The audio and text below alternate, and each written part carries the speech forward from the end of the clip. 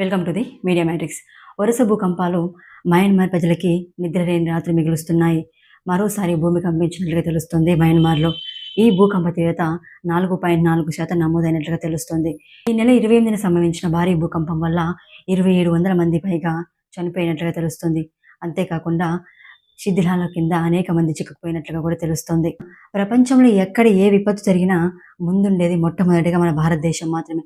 1959లో Tibet శరణార్థులకి ఆశ్రయం ఇచ్చిన భారతదేశం దగ్గర నుండి నిన్న మొన్న జరిగిన భూకంప ప్రళయం మయన్మార్లో ఆపరేషన్ బ్రహ్మ స్టార్ట్ చేసిన సాయం వరకు కూడా ప్రపంచం మొట్టమొదటిగా భారతదేశం ముందుంటుంది.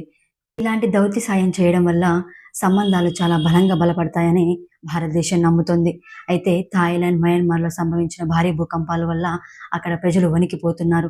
వారి యొక్క జీవన విధానం అస్తవ్యస్తంగా మారిపోతుంది. ఎప్పుడు ఏ క్షణం ఏం జరుగుతుందో చెప్పలేని పరిస్థితుల్లో ఉన్నారు అక్కడి ప్రజలు.